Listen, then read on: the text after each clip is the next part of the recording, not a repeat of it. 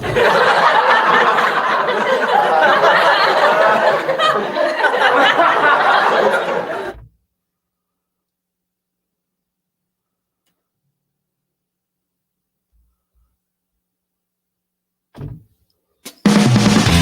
all living in a world gone geek.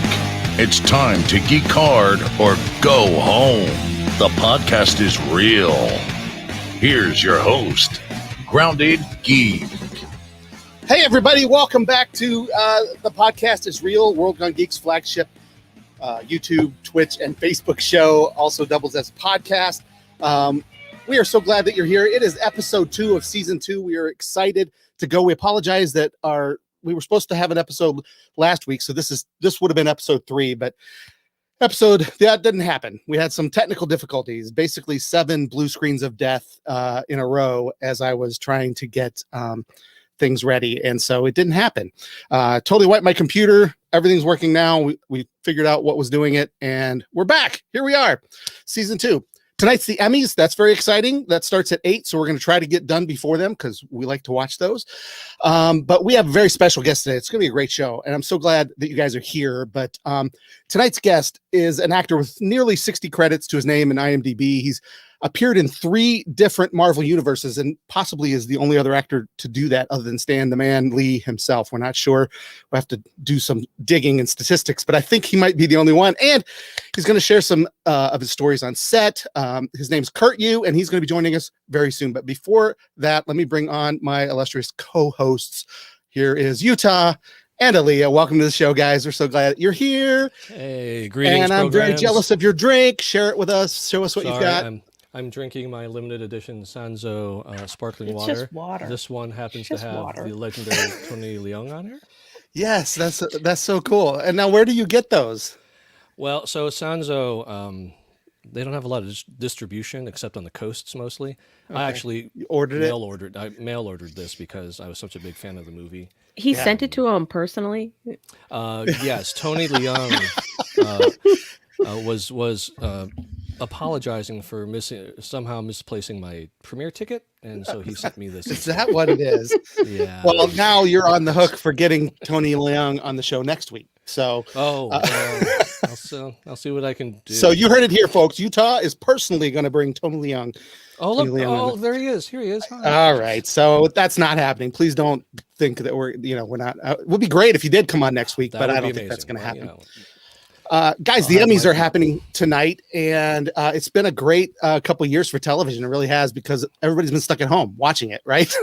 And so they've really just been like knocking out lots of great shows, and everybody's been spending a lot of time in front of the television. But I wanted to ask you guys, as our icebreaker today, what you guys are predicting for best comedy, best drama, and best limited series or anthology. So those kind of like are the 3 big show. Obviously, there's actors and movies and all the different things. But I just want to, what are the shows that we've been watching all this time that you think are going to get the most attention tonight? Utah, go first. I have a soft spot for all the Marvel shows because they've been so good. But at the same time, compared to all the other stuff that's going on, I feel like it's a combination of the Emmys not quite ready to kind of recognize a lot of the new superhero genre, Star Wars genre shows quite yet. And then at the same time, the quality of some of especially the dramas, are really outstanding. Sure. Competition. As much as I love WandaVision. Before you give your prediction, I'm sorry. Let's go ahead and talk about that. So the dramas, we'll start with the dramas. We'll go through all through them. The Boys, love it. Bridgerton, The Crown, Handmaid's Tale, Lovecraft Country, The Mandalorian, Pose, and This Is Us. Yeah. All right, Utah, your pick. See, that's a tough category. That's a tough category. Myself, I've watched The Boys, The Crown, some of The Handmaid's Tale, Lovecraft Country, The Mandalorian, of course, and some of This Is Us. And of all those, I don't know. It's tough to ignore The Crown and Bridgerton. I mean, I feel like those are pretty much right in the, right in that perfect sweet spot for Emmy win. But I would love to see The Mandalorian or The Boys win. But, that's I'm not I'm not one of the. I don't get a vote. So Yeah, right. Aaliyah, you, what do you think of those ones I mentioned? Now, I know you watched The Boys because you watched that with us, and we had some discussions on that last season, and which it's coming back, which I Yeah. can't wait. So that's going to be fun. But what do you think about some of these other shows? I know you didn't watch The Mandalorian yet because we're not letting you watch that until we've totally indoctrinated you in all the Star Wars you need to see beforehand. So We still got to plan that. So that one's out there. But yeah, what would be your pick based on buzz, whatever you know, hearsay, whatever you've heard? What do you feel like is getting the nod tonight for drama?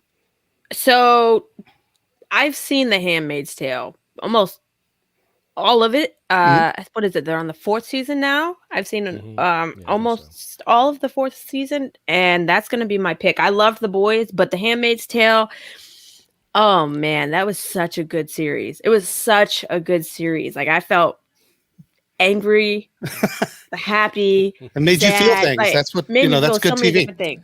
Yeah. So That's I'm what gonna have dramas to are go with supposed to the be. Handmaid's Tale. As much as I love The Boys, but also I haven't seen the others, so maybe I'm a little biased. But Sure. yeah, I'm gonna have to go with the Handmaid's Tale. Awesome. I'm going with Lovecraft Country. I think that's the best. knew it. I think that's one of the best new shows that was in a great a show. very long time. It's so unique. It's so kind of over the top, just like, and the acting, the directing, the writing, every episode, you did not know what to expect. It took all different directions. I thought every episode was a surprise, and some of the acting in that is superb. And so I would like to see some acting wins for Jonathan Majors, maybe even Jesse Smollett. They were very good.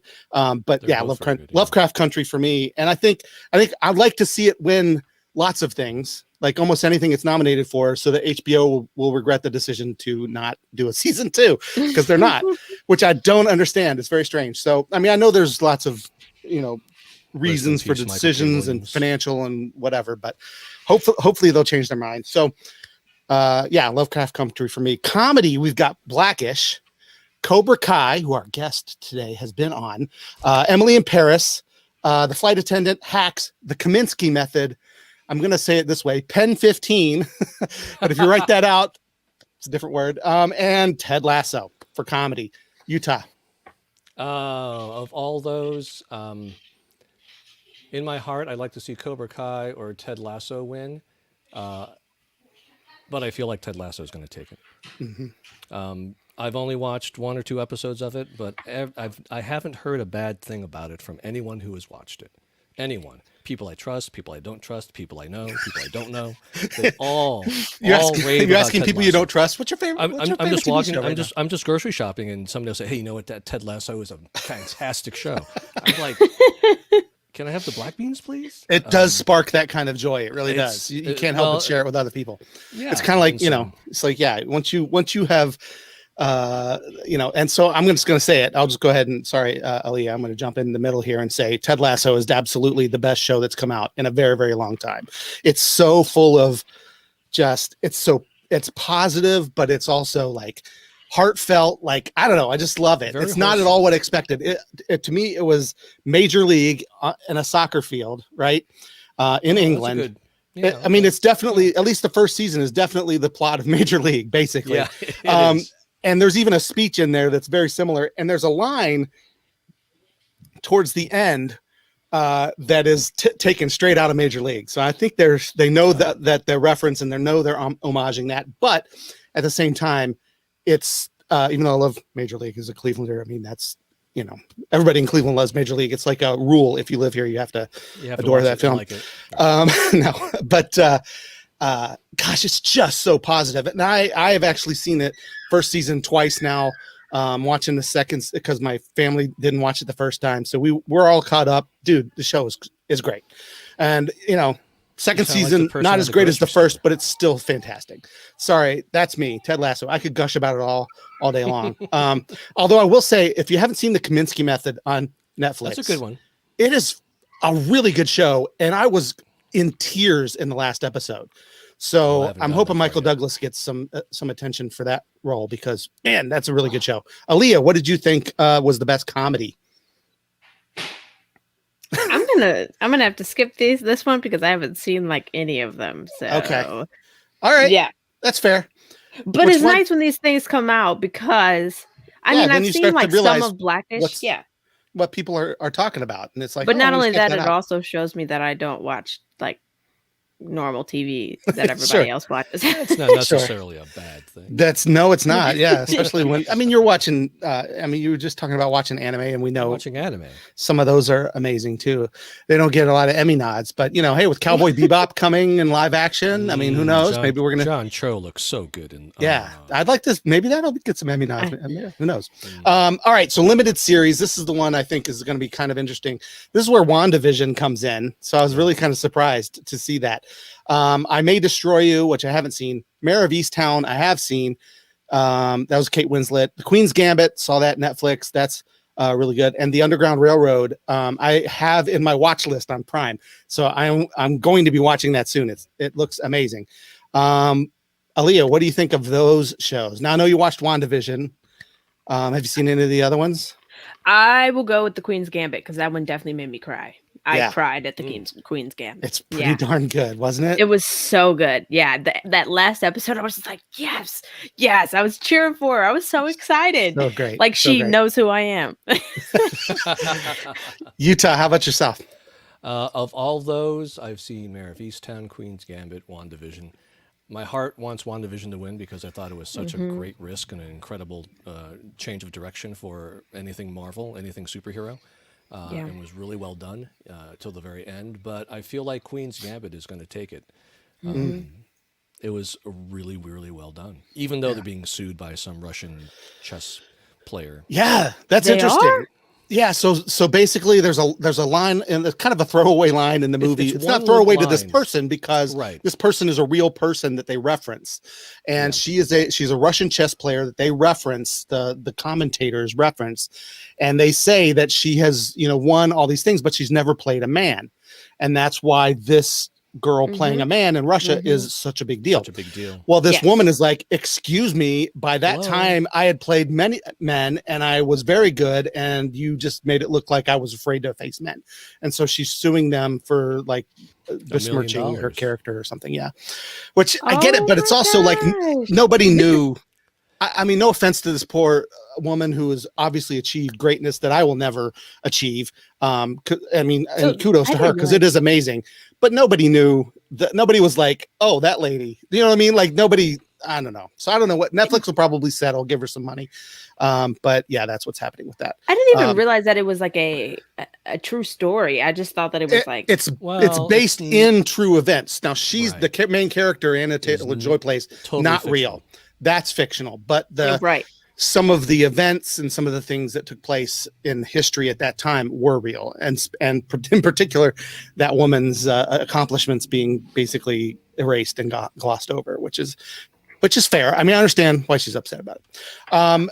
But then, so I'm just going to say, yeah, definitely, it's probably the Queen's Gambit as well. I love WandaVision. Mayor of Easttown was fantastic, but it was also pretty run of the mill. What did Saturday Night Live made fun of the whole murder shows, where it's all these New England people. Solve the dirt or murder. Yeah. So, which we say that a lot in our house now. When I watched that Saturday Night Live skit, I'm like, oh my gosh, you're right. This is like every Dennis Lehane book / movie ever. But those are excellent. So was this. Do you know what I mean? So I'm not knocking it. But SNL was brilliant. And I feel like Queen's Gambit and WandaVision offered something that we haven't seen before. It was very, very new. And so, yeah, I'm going to give it to Queen's Gambit. So that's what's happening. 8:00. We're going to watch those and see if we're right. It's going to be interesting. We'll talk about it a little bit next week to find out if we were right at all. But as long as we're talking about the Emmys and we're talking about TV and we're talking about Cobra Kai, we mentioned, and so we're going to talk about Marvel. You were talking about Marvel, right? WandaVision, the Marvel MCU. We have a very special guest tonight who's come on to talk to us about his career as an actor, about his time in Hollywood and making all these movies. We're gonna watch a little bit of his demo reel, and then when we're done with that, we're gonna talk to Kurt Yu. So let's take a look at this demo reel. Dr. Yoon, is it? Yes. How do you spell that? You're looking right at it. I know, but I'm just asking you. What exactly are you asking me? My friends and I do this thing. It's this really weird game. It's Is this fake? It's a hospital. The whole thing? Yeah, is it fake? That's the dumbest thing I've ever heard. As soon as we find it, we're gonna call it in and we'll move on. We need this. It's 1 hour. The hospital bills, the funeral bills, it'll all be paid for. The Cox Group Financial will employ contractors, timber workers, and paper suppliers from the state of North Carolina only. The state will also get 50% of revenues from prisoner phone cards. In addition, the Cox Group Financial will hire 400 full-time employees. Sounds good. I would like to make one adjustment. Oh, your attorney said we had a deal. You said we had a deal. We almost have a deal, Governor. For the unethical and unsportsmanlike conduct shown by senseis Terry Silver, John Kreese, and their student Mike Barnes. Well, there you have it. I'm sorry, Mr. Lawrence. I don't know you, but I do know Daniel LaRusso, and if he says no, I'm with him. Awesome. So great. So great. So, I mean, I just want to draw attention. Like, that was Helen Hunt and Richard Dreyfuss across the table from him. Two Oscar winners, man. Right. I mean, the man is working with Hollywood legends here. So let's welcome to the show, Kurt Yu. Welcome to the show, Kurt. We're so grateful to have you. Hey, Kurt. What's up, guys? Hey, thank you so much for having me. It's great to be here. And I want to say, if you need to bump me for Tony Leung, I'm totally happy to get back and listen. We'll invite you back. Yeah, you can come back and did you see Shang-Chi? Did you see that movie? We talked about that twice. I've seen oh my gosh. Yeah, we saw that. We talked about that on our last episode, and man, that was a great film. He was so good. Yeah. Fantastic. Yeah. Fantastic. So welcome to the your show. favorite part? Yeah. I'm gonna put him on get the right to the spot. point. Yeah, what was your favorite part? Oh You've man. seen it twice. There's so many great. There's so many great parts. There are some really great parts. I think I had shared this on my social media after watching it the second time to confirm what I thought had happened when I watched it the first time, but I wasn't 100% sure. But I said that Shang-Chi is the best superhero because he saved the world while wearing Jordans. and he was. That's You're awesome. absolutely right. Yeah. Absolutely right. Wow. Oh okay. my gosh. Yeah, that I thought that was one of the. It might be. So I've had some time to think about it. My family and I have been debating because some of the kids were like, "This might be one of the best. Like this might be one of the best Marvel movies." Yeah. And the more and more I think of it, I still think that Winter Soldier is just way up there for me. Like it's just, there's so much about it and so many elements of other types of movies that he do so well. It's still up there, and the stakes. What's that? And it was in Cleveland. Yeah, it was filmed here. This movie, if it's not first, it might be the second. It might be only to Winter Soldier for me. I think it was fantastic. Yeah, I think Shang-Chi is probably the best origin story in the MCU. I mean, granted, you don't have the MCU without Iron Man, which was a great movie. Mm-hmm. Right. But I think overall, in terms of like general character development and the emotional content of it, and then, of course, for me, the cultural aspect of it and the impact of that. For me, I think I dare say it's the best origin story in the MCU so far. I would, definitely agree with that for sure. Because I feel like Iron Man, well, we talked about it on the other episode. Iron Man kind of set the pattern, and then like Doctor Strange kind of followed that same pattern for an origin. Obviously, it was magic and different things, but it followed that like arc kind of. Ant-Man's followed similar, kind of like origin. This was so unique and just over the top amazing. Anyway, that was last week. This week we're talking about Kurt. Let's talk about Kurt. Yes, and then bringing Tony Leung and Michelle Yeoh into the MCU in such a spectacular. Oh, don't get me started on Michelle Yeoh. She is like absolutely. I absolutely love her so much. And then we talked about Crouching Tiger, Hidden Dragon last week, and just to see her back on screen doing that kind of stuff is. They could have just had Michelle Yeoh just standing in the background, even slightly out of focus, and that would have made that scene for me. So I mean, she's fantastic. Amazing, wonderful legends in that movie. Sure was. So tell us a little bit, Kurt. Now you are from Cleveland. Did you grow up here in Cleveland? I know that you have Cleveland connections, right? You lived here for a while, for sure. I lived in Cleveland for 22, 23 years. Okay. I moved to Cleveland in 6th grade. with my parents, not just I didn't just pack up and move. Just took a train. Yeah. It's like, I'm going to Cleveland, Ohio. I'm a 6th grader. I'm just never understand why people move here. It's so cold. Anyway, keep going. And I lived there up until 2016. So about 5 years ago, Cleveland was my home. So that's where I got started acting. So I have a kind of like a weird story as far as how I got into acting. I mean, I was a math and science kid growing up. I got my college degree in computer science, which I guess is how everybody gets into acting, right? Sounds about right. Yeah. So I was working full time as a software developer in Cleveland. I was working at the Cleveland Clinic for a while, and I kind of bounced around at different jobs in Ohio. And as a full-time 9-to-5 kind of guy, I was just looking for some things to do after work. And me and my best friend from high school, we were both working. I think I was working at the Cleveland Clinic. He was working at KeyBank. We were both working our corporate jobs, and we were just looking for something fun to do that wasn't just going to happy hours. And one day just happened to walk by this acting school that was up in Coventry. Those from Cleveland are all familiar with Coventry Road and Cleveland Heights. Oh yeah. And we were actually we were leaving a bar at 2 a.m. and just happened to be walking back to our cars and walked by, and they weren't having acting classes at 2 a.m. but the school was there, their storefront was there, and we saw that, and me and my buddy were like, hey, this might be something interesting to do. So we kind of jotted down their email address and sent an email the next day to ask about the class, and they're like, yeah, come in for a free class. So it's called the Hood School of Acting. It's run by Jessica Hood Morris, who's the owner of the school and the head teacher there, and the headmaster, if you will. And we're in the Harry Potter world of things. And Right. So she she had the school there on Coventry for about 10 years. The whole time that I was there, it was at the Coventry location. And they have since moved their school to downtown Cleveland. It's kind of expanded their space, and the school's grown so much. I'm so proud of that school. That's awesome. I'm so proud to have been a part of that school and to have started my career there.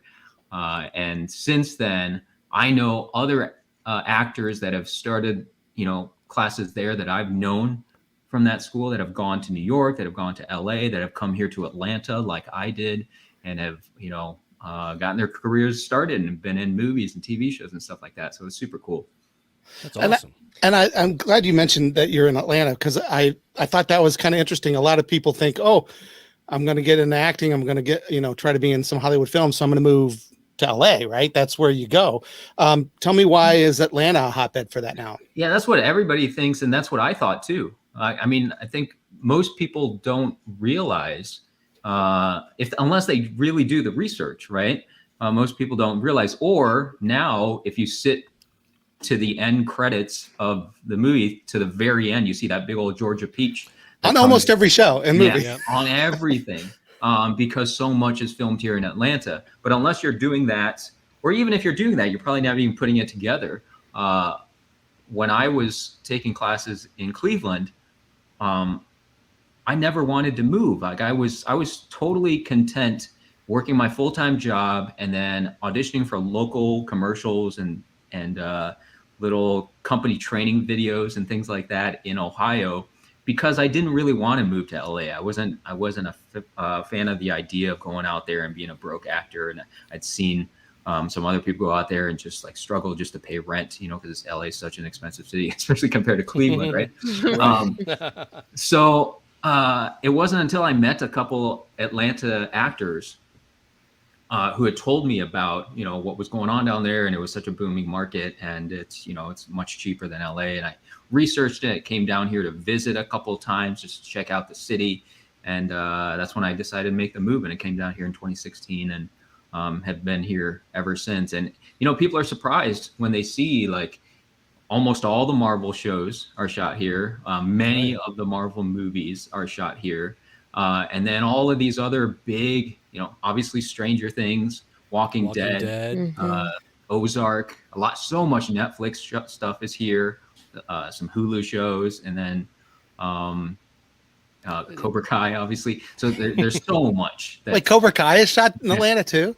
Yeah. Oh my gosh! See, I didn't know that. I mean, everything. You look at all of my acting credits on IMDb; they're all Atlanta, or or in the neighboring states like the Carolinas or Louisiana. But everything is down here. Yeah.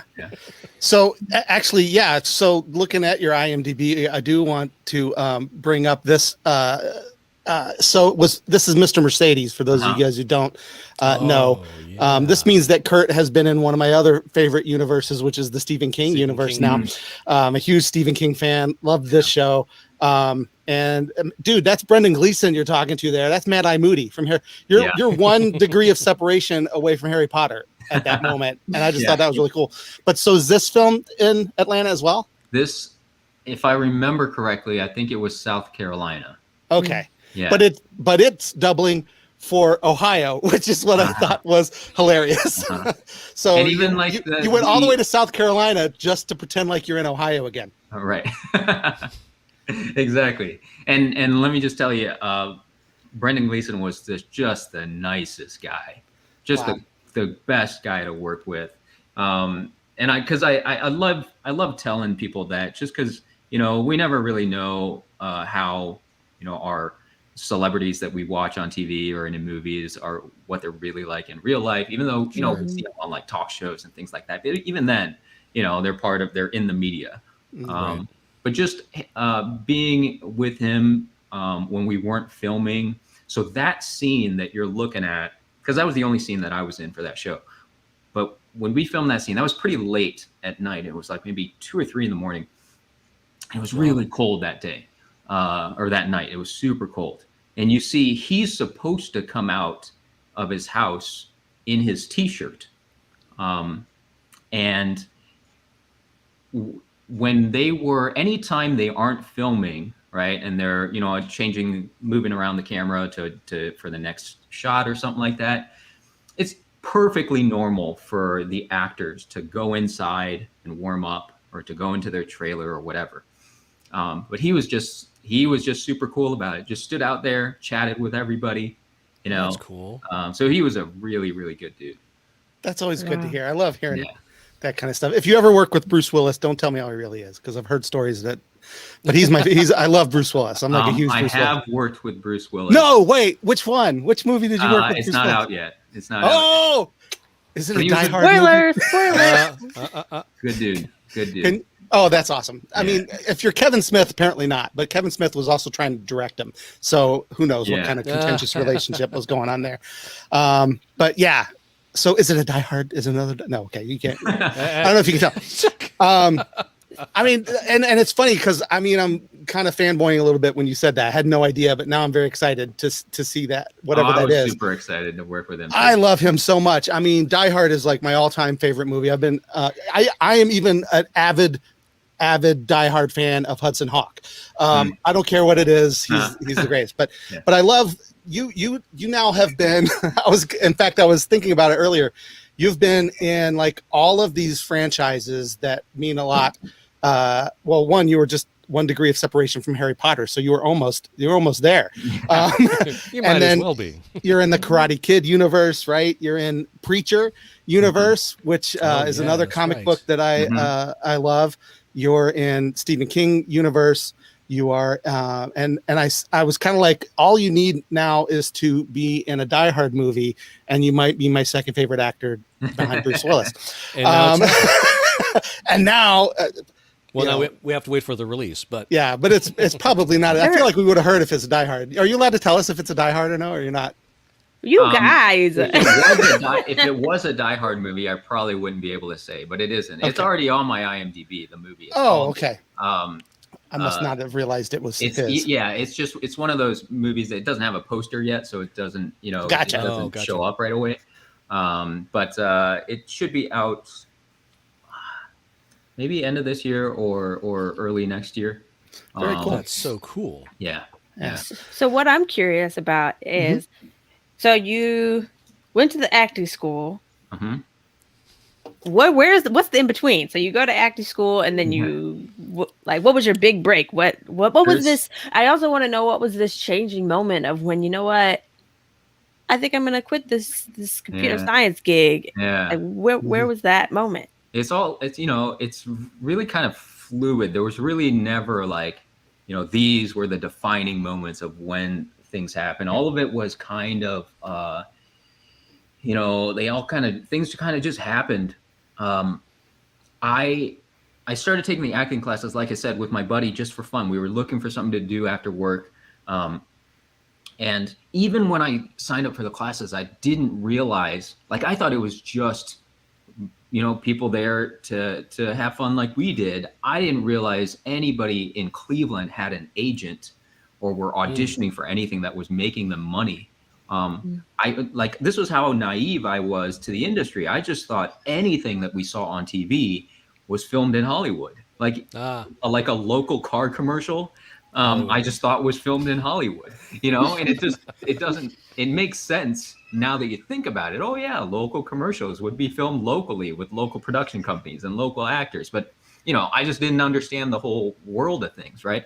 So it wasn't until I got into the class and I met some people in class and they're like, oh yeah, I have an agent. Oh yeah, I'm in a commercial that's filmed. I'm doing a Mr. Hero commercial next week or whatever. I'm like, oh my God, you're on TV. This is crazy. So it was all totally brand new to me. So I kind of had to learn all of that just being in the class. And then it wasn't until about a year of taking classes just for fun, not doing anything else outside of class, until one of my classmates recommended that I talk to her agent, which is called the Talent Group. And they are based in Cleveland, and they have offices in Cleveland and Pittsburgh. And they do a lot of commercials and corporate training videos and things like that, the type of work that's generally around the smaller markets.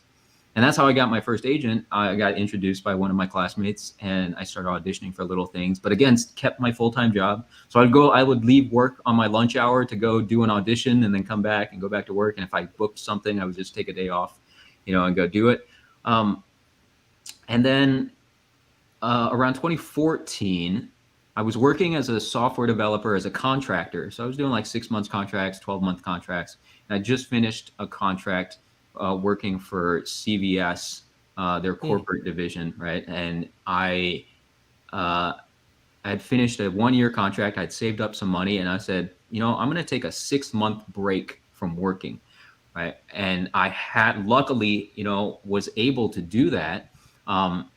And I said I could focus a little bit more on the acting stuff and maybe I'll take some side gigs and just see what happens. And basically since then, I haven't gone back to doing a computer science job since. So in that 6 months, great. I was able to, I started teaching a class at the Hood School as well. I started helping people tape their auditions and, made some money on the side that way and was able to kind of just get by, and pay the bills. And I just kind of rode that wave for a couple years in Cleveland and then heard about Atlanta. And then at that time, I didn't have a full-time job anymore. There was nothing holding me in Cleveland. My parents had already moved to New Jersey. And I was like, well, might as well try this thing and go to Atlanta and see what happens. With zero expectations of coming down here. I mean, Jeff, when you said that, you're like, you mentioning all the different Marvel universes and Stephen King and all these things and Cobra Kai and all these things that I worked on. It's mind blowing to me. The week that I started taking acting classes in 2008 in Cleveland, Ohio, was I think the same week or at least the same month that the first Iron Man came out. So like the MCU really kind of started, right? Yeah. When I was in Cleveland taking acting classes, working on local Mr. Hero commercials and random things like that. So I was a working actor, right, in Cleveland doing these things, but I was still watching movies and shows as only a fan. Like there was no part of my brain at that point watching something like Iron Man and thinking, oh yeah, I could do that. Right, because I'm an actor, I could do right. There was such a disconnect. There was that disconnect. From what I was doing and what other people were doing on the big screen or on TV. I remember my first month or two in Atlanta, my roommate. So I had a couple friends in acting class at the Hood School who also decided to come to Atlanta at the same time. We talked about it. We all moved down here. We lived together for a couple cool. years. That makes it and easier. My friend got an audition for The Walking Dead.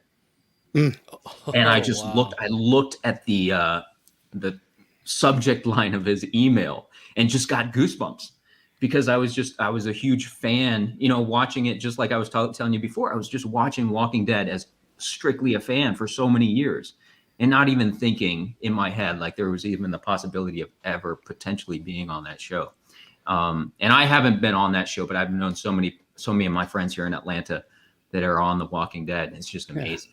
That's now, so cool. Was there a role or a moment where you like you said, where it kind of clicks, where you're like, oh my gosh, like I'm on the set and this, like, this is it. I'm making movies. Was there a specific time that was kind of like that moment of clarity? My very first movie was actually, I was still in Cleveland, and it was a movie that was filmed in Pittsburgh. And this was 2010 or 2011. And it was called Won't Back Down. And it starred Maggie Gyllenhaal, Viola Davis, Holly Hunter, Oscar Isaac. At the time, it was really only Maggie Gyllenhaal was kind of like well known at that. Even then, Oscar Isaac wasn't super well known. Right. Viola Davis was on her rise at that point, right? But at this point, like, they weren't the huge stars that they were right now.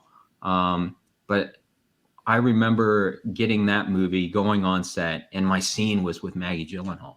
And I just had like this little 20-second like interaction with her. And I was like, this is crazy. I can't believe that I'm actually doing this. But that movie, funny enough, it ended up breaking the box office record for the worst opening weekend of all time. Oh, no. Not many people ended up seeing it. It's kind of funny. But the other thing was coming to Atlanta. I came here, like I said, to visit a couple times. And on one of my trips, I actually tried to set some meetings up with some agents down here. And I got to meet my agent, who's currently still my agent after 5 years, and sat down with them, had a great conversation with them. They agreed to represent me. I told them I wasn't in Atlanta yet. I was in the process of moving, but I'm going to be in Ohio for a little bit. The thing with the Atlanta market at the time was that the majority of auditions were self-taped, which means that you get to record the auditions yourself, either at a taping studio, which there are a lot of audition taping services in Atlanta, or if you have the capability, you can record it at home. And I just said, if you have things that I can just record at home, I can do that from Cleveland. If I get it, then I'll come down to Atlanta to film it or whatever. And there was one time early on, I was still in Cleveland, like about a month away from moving, and I got an audition for this random role on a show for a lawyer. I did the audition, I sent it in, didn't hear back for a while. I assumed it was over, and then got a call from my agent like 2 weeks later, said, hey, are you available to be in North Carolina tonight to shoot tomorrow for this show that you auditioned for a couple of weeks ago? And understanding the industry now, what probably happened is they did book an actor, something happened, right? Something fell through, the actor's dates got mixed up or whatever. They couldn't do it anymore. They had to go with another actor. They called me. So of course it was for a TV show. So I was like, yeah, I've never been on a TV show before. Of course, I'll do it. I'll figure it out. I'll be in North Carolina tonight. And then my agent was like, okay, don't do anything yet. You're not officially booked. They just want to check your availability. I'll get back to you. Long story short, they never officially booked me, even after it was up until the last flight of the night to get to Charlotte. I ended up booking the flight. I ended up getting on the plane and turning off my phone. I still hadn't gotten the green light yet. And it wasn't until the plane landed and I got the email, or I got the voicemail from my agent, said, okay, they've officially booked you. So I ended up making that. Yeah, it was kind of a crazy day. And so it was 9 p.m. or 10 p.m. at this point at the airport. I finally get to the hotel. They sent me the new script, and of course my lines are different. So now I got to memorize these new lines for the next day, and I'm kind of like freaking out a little bit. It's going to be my first TV show. I got all these new lines to memorize. It's already like 10 or 11 p.m. I got to get ready for the next morning, and then I get the call sheet, and I look at what show it is. I knew what show it was, but it was a new show, so I didn't know anything about it. So I get the call sheet, and I see who else is in it. And that was the scene with Richard Dreyfuss and Helen Hunt. Wow. That was my very first time on a TV show. I was already sweating bullets. And now I'm across from 2 Oscar winners. That's and fantastic. I got to hold my own in that scene. It is How crazy. insane. It was mind-blowing. Oh, wow. That is crazy. That's so that was your first TV. That was your first TV show. First time on a TV show, and it's got to be with 2 Oscar winners. It's nuts. My gosh. It's nuts. Oh, that's insane. Now I'm going to have to go back and watch that show. I was so nervous. Well, I can't even explain how nervous I was. Shit. If you watch even in that clip of my demo reel, there was one moment where I kind of shift my weight, and it looks totally natural on camera. It looks like just a real person talking, and they shift their weight. We shift our weight when we are sitting down all the time. Right. But I specifically remember that was a nervous. I had so much energy. You're just fidgeting. I couldn't even sit still. I had to shift. I had to move. Yeah.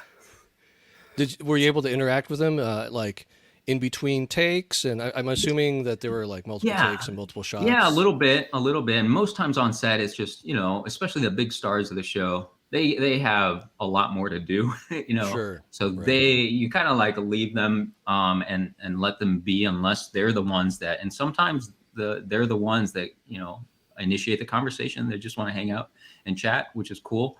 But what was really neat about that set, especially it was my first time on that set, but seeing those 2 Oscar winners, we were in the same little green room, holding room area whenever they weren't shooting. So they would put us in that room. And the scene is really their scene, right? It was the first time that those 2 Oscar winners are going to have an interaction on this show. So they were going to write a cool scene for them, and they kind of have their back and forth. And it was neat to see them talk through the scene with each other.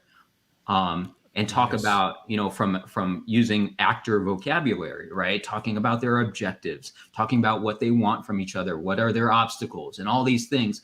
And it was really cool, because I was like, wow, this is what we're taught in acting class. It was like, it wasn't a scam after all.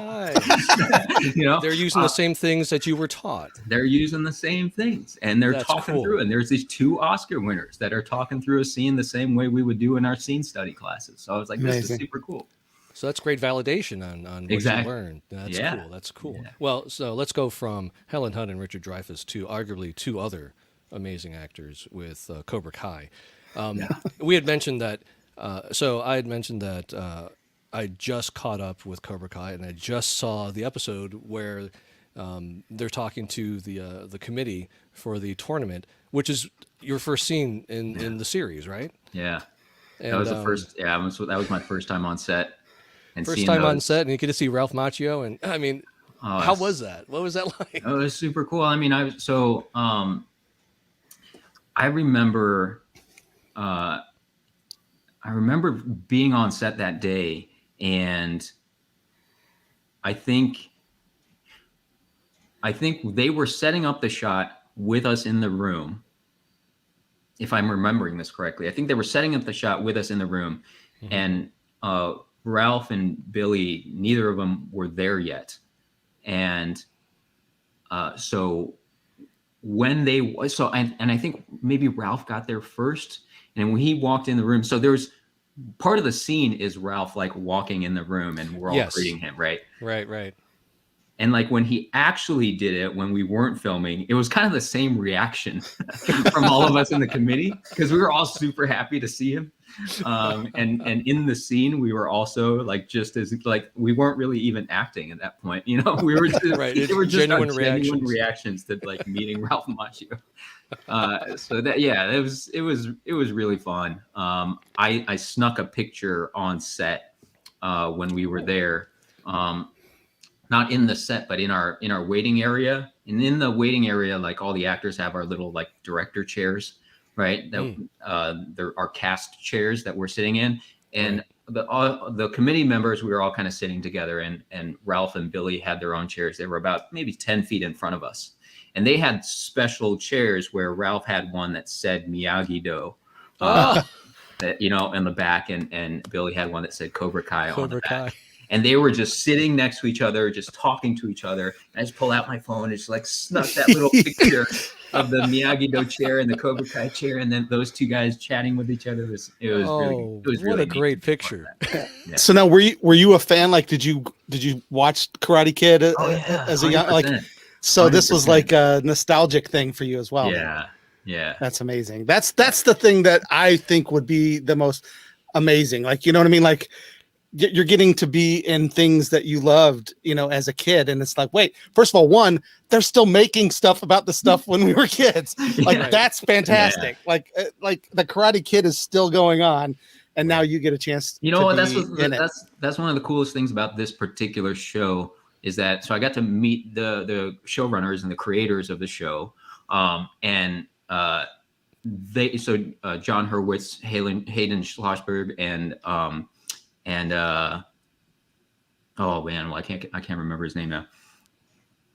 Anyways, the three showrunners, they grew up as fans of the show. Mm-hmm. So like you could see that the creators of the show, like they're having so much fun with it, right? And they care about these characters so much. They care about the show so much.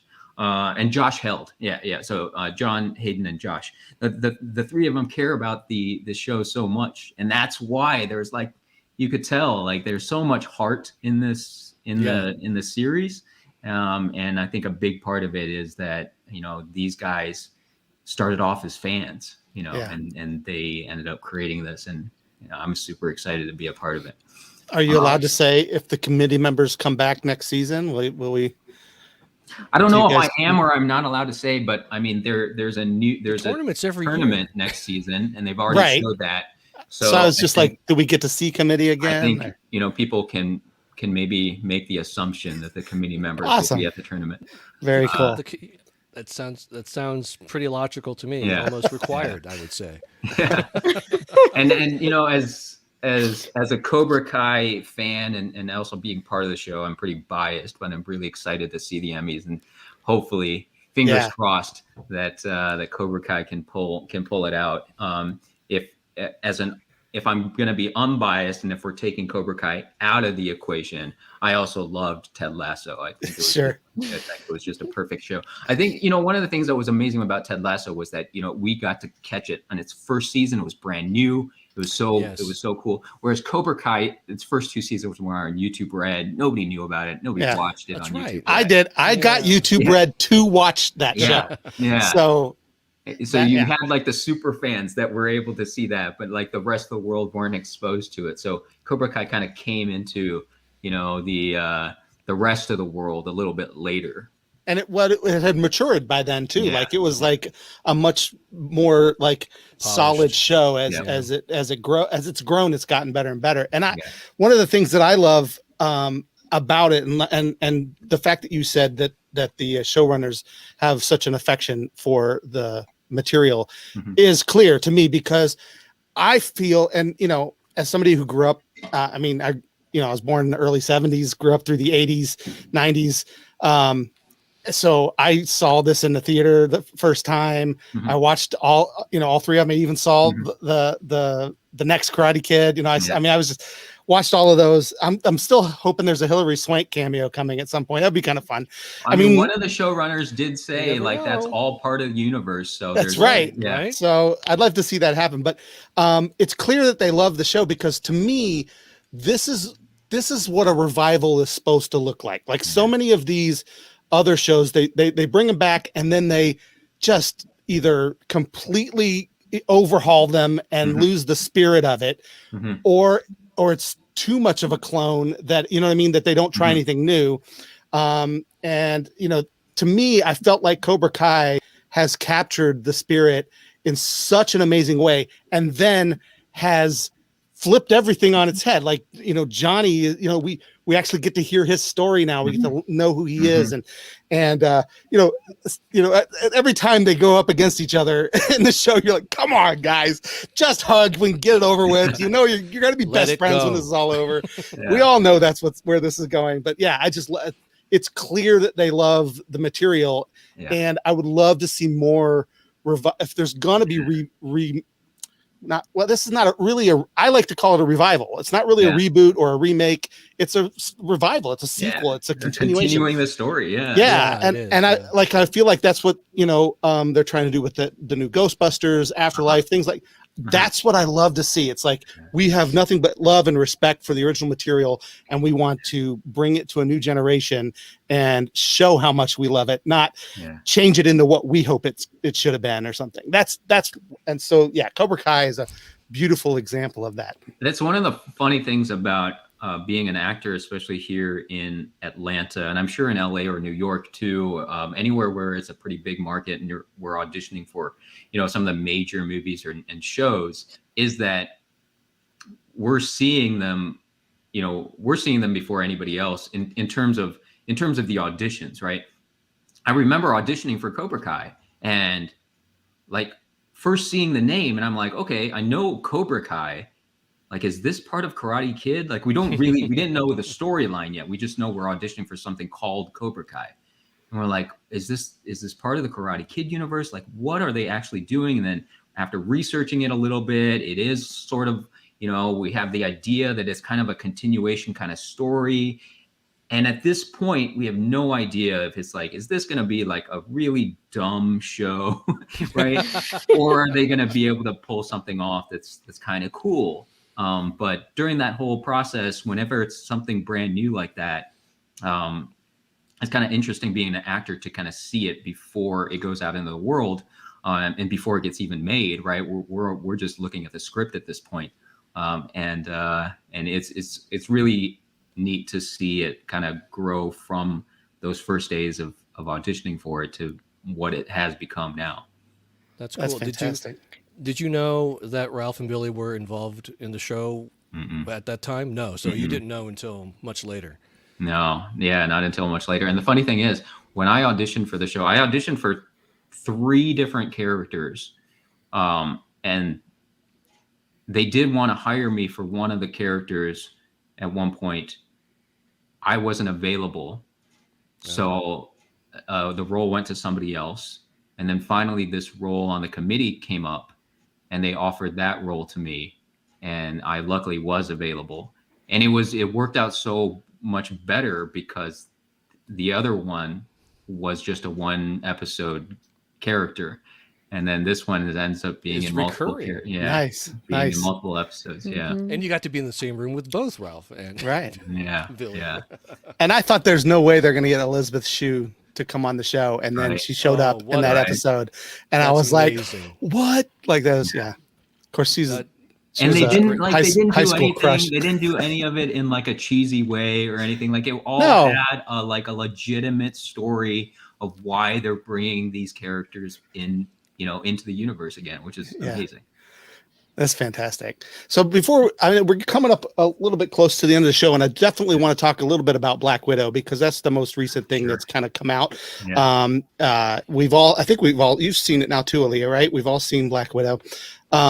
It was a great movie. Tell us about how you got involved in Black Widow, and ultimately, you know, where we can find you. I actually have a clip from it we're going to show, but I'll wait till you to kind of tell us the story a little bit. So we said earlier how so many of the Marvel things are filmed here in Atlanta, movies and shows. As actors, though, you know, Marvel is so secretive about their projects. So when we get an audition for anything Marvel related, it'll say Untitled Marvel Project. Or Untitled Marvel Film or Untitled Marvel Show. Right now, because there's so many Marvel shows filming, it'll say something like Marvel streaming show number 3 or Marvel show streaming show number 4. But then, like, we're able to kind of that was my favorite one, by the way. Marvel Yeah. streaming show number 4. Yeah, we're able to kind of number 3. piece it together. Even the sides that we're given, the audition scripts that we're given, sometimes are fake, Right. are not real. You know, because they don't want to give anything away. They don't want anything like getting leaked. But for Black Widow, it just said Untitled Marvel Feature Film, and it was a fairly short scene. It was actually the scene that made it into the movie. Was my audition, and wow. They actually use sides from the script then. Yeah, but they changed it around a little bit. They changed. They gave some of William Hurt's lines to me, and that happens sometimes with auditions, especially when you're reading for a smaller role. Is they put some more lines in there just to get a sense of your acting. And then when they book you, then you'll see what your actual scene is going to be. But the part of the scene didn't really make sense because the dialogue was kind of clunky because they gave some of his lines to me, and it just like the conversation didn't really make sense to me. But I remember it was a self-tape, so I recorded the audition at home. I sent it in. I just kind of forgot about it. Part of it was just like, all right, this is a Marvel movie. Whatever, I'm not going to get this. They're going to audition like 1 million people for this. So I just forgot about it afterwards. And then one day I got an email from my agent. They're like, hey, you booked it. And you're going to London to film. And so, wow. And that was kind of like a last minute thing too. They said, be ready you may need to fly out as early as tomorrow morning. So start packing. Wow. It turned out they didn't need me until like a few days later. So I had a few days to kind of prepare, but we were in London for about 3 weeks, 2.5 weeks. And then we filmed 3 scenes in London and 1 scene in Georgia. And the only scene of ours that made it to the movie was the one in Georgia. So they brought us to London for 3 weeks, and they didn't use any of it. One of those scenes made it into the DVD, into the deleted. I was going to say deleted. Oh, I haven't seen those yet because I watched it on Disney. I didn't see. Yeah, but the other ones are not. They're somewhere out there in the ether. But that's in the London scenes where you got to do with Scarlett Johansson. I got to meet her on set one day on one of the days. Yeah. At the end of the movie, there were parts of it that were shown in some of the trailers that never ended up making it to the final movie. And I did get to meet Scarlett. She was super cool on set as well. But yeah, didn't make it into the movie. So I'm gonna play a quick clip of a part that did make it into the movie here, real quick. Hold on, Let me see if I can get this to come up. We will see how this works. Here we go. Got an empty nest, Secretary Ross. Retractor, sir. There we go. That was Kurt, you guys. Yeah. I love that. What I love about these stories that you're telling is like all the stuff that went into it, and then sometimes like hours on set filming and going over and doing blocking and doing all that stuff. And you got to hand some, but that's William Hurt. Yeah. Again, another legend. Like another legend. This is just fantastic. And you were in there again too, but I couldn't clip everything. That was the first one that popped up, and I'm like, I got to show it. It was just really fun. But he got the tracker from Black Widow and handed it to General Ross. How cool is that? Yeah, that was a lot of fun. Kate Shortland, the director, was great to work with on set. Super welcoming, especially for us. Like when I say us, they brought 6 actors from Atlanta to be like Secretary Ross's agents, to walk around with him in every scene that he was in. So basically, he had a bigger storyline in the movie, and they were going to cut away to more scenes of him trying to follow the trail of Black Widow, right? And those scenes kind of all got cut from the movie. In every scene, the 6 of us agents were going to be with him. When we arrived on set in London for our first day, that was their 50th day of filming already. Mm. So we were kind Wow. of brought in, you know, they were already well into the movie.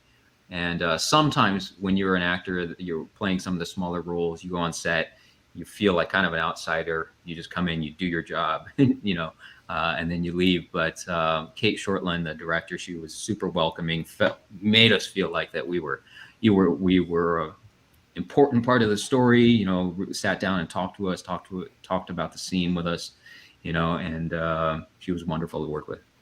That's That's awesome. Good to hear. Yeah. You got to interview her for your YouTube channel, didn't you? I did. And that was amazing. I mean, that was one of the reasons why I felt comfortable reaching out to her to ask her for an interview, was because how great she was on set.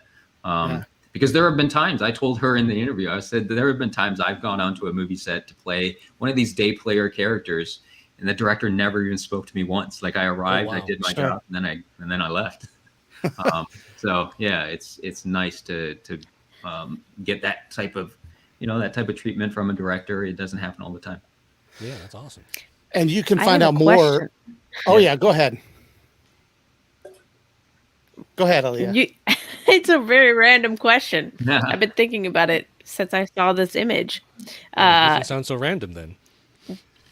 Where is your dog? Oh yeah. I really wanted to know your dog. She's It's this back iconic dog. That's just. She's back on the couch sleeping. Let me see if I can wake her up. Oh, you don't. I I'm don't so want you to sorry. It's this iconic dog. That is true. The photo that you sent for the promo is just amazing, and we can see more of your dog on Instagram, right? Yeah. What's her name's Tofu. Tofu, that's right. It's just I'm so sorry to wake you up. Oh, look at her. Oh, look at the sweetheart. Oh, she's adorable. And that's why everybody tuned in. We really wanted to just see the dog. Oh, you're absolutely right. You're absolutely right. She's definitely the star of your Instagram. Yeah. And which people can find. What is your name on Instagram? It's just my first and last name. It's just Kurt Yu. Yeah. And they can also find out more about your Black Widow story on your YouTube channel, which is Acting Career Center, or Actors Career Center. Acting Career Center. Yep, you're right. Which is really interesting. Like, there's some really interesting videos and stuff on there. And it's, I mean, that's got to feel pretty good. I mean, again, you just started at an acting school. Now you're teaching others to do the same thing. And that's pretty amazing. So check out his YouTube channel. And you can see more of that. Follow him on Instagram so you can see more of his dog. Kurt, thank you so much. We want to respect your time as we're coming up on and the Emmys are getting ready to start. So thank you so much for being here today. It was absolutely an honor. We'd love maybe even to have you back maybe after the Bruce Willis movie comes out, because I know I'm going to want to talk about that. But thank you so much for giving your time to us tonight. Thank you for showing me your dog. Absolutely. She's wide awake now. Oh, look at her. Oh my god. Yeah, thank you guys so much for having me. It was a lot of fun. No, thank you. Thank you for your time. So great. Thank you guys for tuning into the Podcast is Real, official podcast of World Gone Geek. You know, we're going to be here every Sunday. Basically, I'm going to play the music because it's time. We're here every Sunday providing pop culture entertainment and podcasts from the next day. So make sure you subscribe, like, follow, whatever the function happens to be where you're watching us and enjoying. We're on Facebook, YouTube, and Twitch now with our live streams, and our podcasts are on all the major platforms. Just search for World Gone Geek. We'd love for you to be a part of the community, be a citizen of World Gone Geek. Thank you so much for being here. We appreciate it, and we'll see you next week.